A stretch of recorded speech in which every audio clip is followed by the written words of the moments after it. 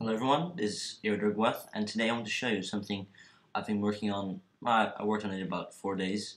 It was kind of tough, but eventually I managed it. It's not super efficient, but it works, and I'm very happy with the final product. So let me show you. It's basically a mobile storage system, as you can see, with a bunch of minecarts.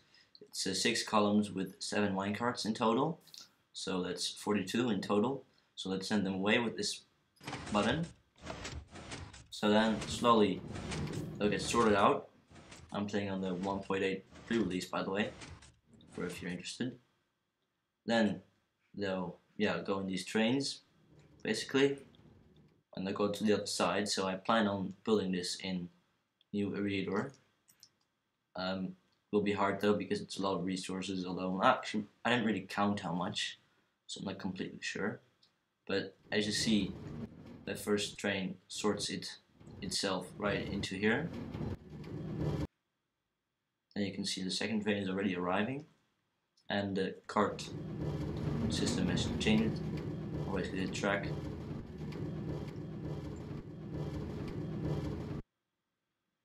Now it'll change again. So that's basically the demonstration of the system. So you can just send them away to the other base and just go over there.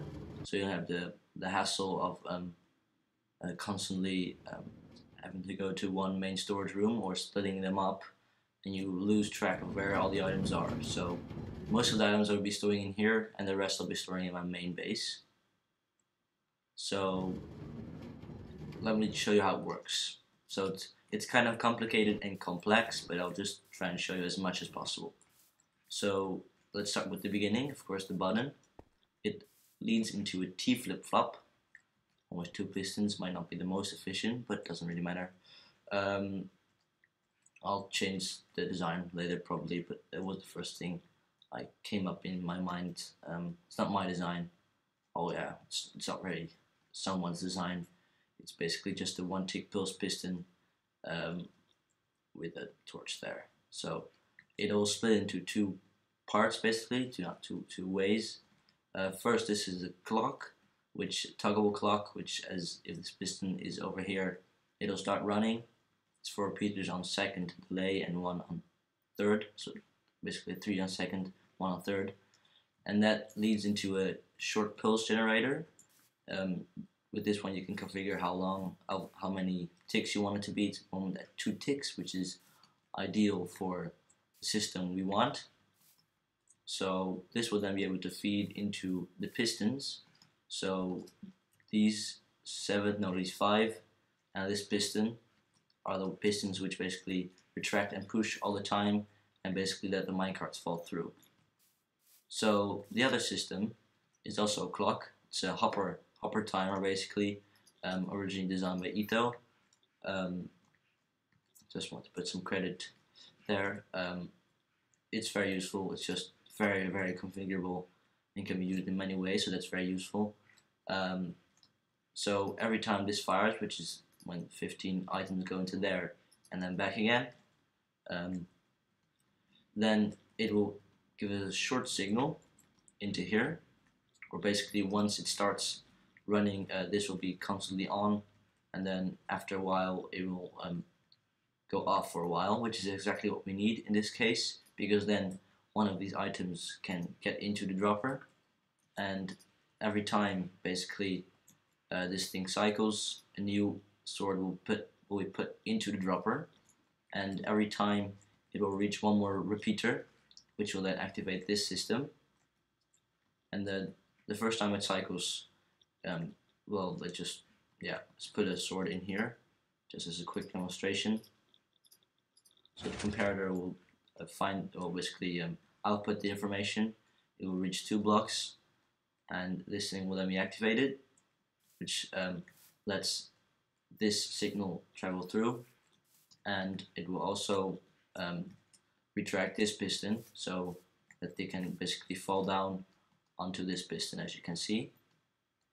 So that may not be the smartest thing to do at the moment, so let's just remove these minecarts for a bit and replace the thing. So that is basically how everything of the sending mechanism is basically working. So I'll just show you in a little bit more detail. Okay. There's a lot of systems in place which make sure everything resets correctly. So the first one is when basically when the last minecart travels, well, when the minecarts start traveling over here, the system turns off, and when the system turns off again, which is when the last minecart departs, this will give a short signal which will go all the way underground over to here, which will activate the T flip-flop and turn the machine off. That will basically turn off this storage, turn on the storage I mean, and that will make sure that this hopper clock stops.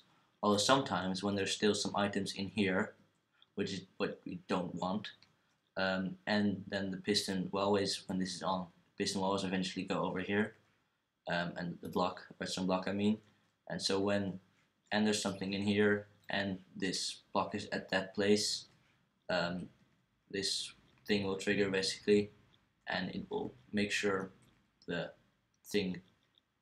torch will turn off and the machine can resume for a bit to do one more cycle to make sure that all the items will be in this hopper and not in the other one, or split up, because that will mess up the timings. We don't want that, of course. And of course, every time this thing turns on, it will first go into a short pulse generator, which is basically the same as that one, which will feed into this thing, which creates an amount of pulses equivalent to the amount of items in here, which will then activate both this dropper, but that's not important right now, but the more important one is this one, this dropper, because then all the swords will be in here, and it will be pulsed 5 times, and it will put all the items back into the hopper.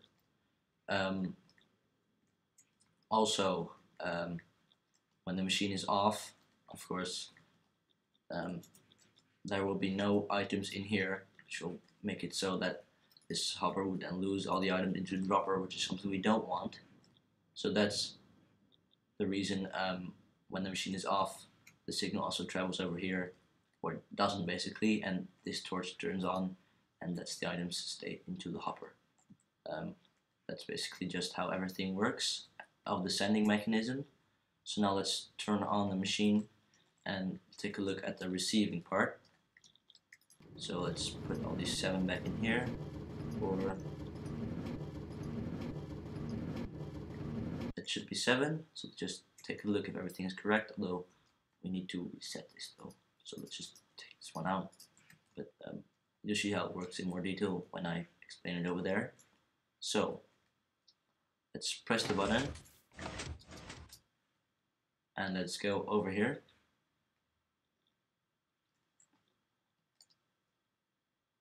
So just wait for the first minecarts to arrive. Shouldn't take too long. There they come. So the first thing that will happen is they'll come over here and they'll activate this, which is a system similar to the system over there, and it will not give a signal until the total signal stops, so when all the minecarts are off those things. So that will give a small signal which will let the hopper release a sword into here, which will activate the comparator, and it will then first reach only the first one. So then this one changed, and it will reach the second one, that one changed, the third one, afterwards it's this one, the fourth one, and eventually the 5th one. So as you can see now, this thing will switch, and one of the minecarts will get up, and they'll get into the 4th column now.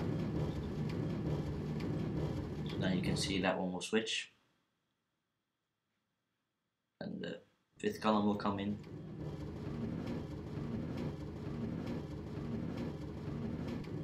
And then the last one will switch, so the final thing can come in, and the final thing also activates this thing, which is a system again similar to that, as it only gives a pulse when the signal stops, so when all the things are basically done. This will trigger this thing again. It will first go through this pulse shortener basically. I see it's a 1-tick pulse now, but it doesn't really matter, I guess. Oh, so yeah. Okay, well, it goes to the repeater, so Okay, so it activates that system again, creates 5 pulses, resets this dropper and this hopper basically, and then this system totally resets. And as you can see now, if the minecarts come back again, they'll first go into the first. So as you can see, they all arrived exactly at a good spot, also in good order. You just have to trust me on that. You probably also saw how it works because this one goes out first and it comes in first, so yeah, it will guarantee that the order will be correct and all the timings are also correct. So it's a big system. I see lots of redstone, but I don't plan on probably making more than 3 or 4 of these systems, so I should be fine. So this is basically the system. I hope you enjoyed watching the explanation and how it works. Thanks for watching, and I'll see you next time.